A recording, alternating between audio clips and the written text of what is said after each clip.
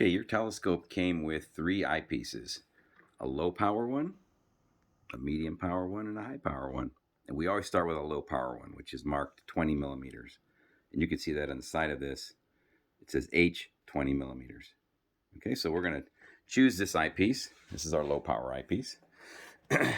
And when I deliver the scope to you, and you should do this, there's going to be this little cap that fits into the telescope to prevent dust from going in there. So you'll take the little cap out. That's a convenient rack to store the cap right here. And if you want to put your eyepieces on there as well, or you can just set it aside, then you're going to take your low power eyepiece to start with. Go ahead and put that in. Might have to loosen this up a little bit before you put it in. Okay, so let that go as far in as it can go, and then just snug it up with this little lock nut here, a lock screw. All right, so now you're going to, after using the finder scope to basically zero in on the target, then you're going to look in the eyepiece and see if you can find the target. You should be able to, in low power, if the finder scope is directly on, and the finder scope's good, it's turned on, the red dot is on the object you want to see, you should be able to look in the low power eyepiece and see it. And from there, as you're observing it, or even to get it into better view, you will adjust. You're not going to adjust this knob anymore. This knob stays locked for now. What you're going to do is you're going to turn the slow motion knob. And what the slow motion knob does, you might be able to even see this. Let's see if I can.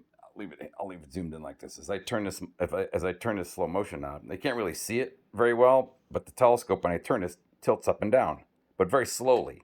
So what you'll do is you're going to use this knob while you're looking through the eyepiece. And so the way I do it is I look through the eyepiece, and if I aimed it correctly with the finder scope, I should be able to see it already in here. Of course, one step I missed was this is the focus knob, so that you can focus in on the object. So once you see it in here, focus in on it with this. And what will happen as you observe throughout the night, or even for a short period of time, is because the Earth is turning, the object is going to want to move away. So again, I leave this nut loose.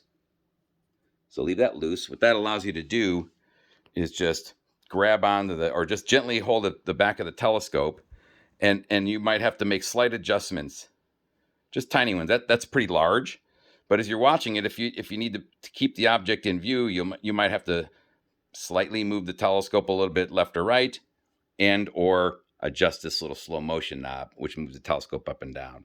So if the object is setting, you're going to constantly have to nudge it a little bit this way, nudge it a little bit left or right, and then adjust it with this slow motion knob. And there you are, you're observing. Now, if you want to go to another eyepiece, the rule usually is find the object you want in the eyepiece that you're using. Make sure it's in the center and in focus. Then you can take this eyepiece out and put the next one in, and then refocus if you have to with this knob. Again, as you watch, if you let the telescope sit for even a short period of time, the object will move out of the view of the scope, of the eyepiece. So you're going to have to constantly be making small adjustments and moving the scope as I instructed. All right, that is using the telescope.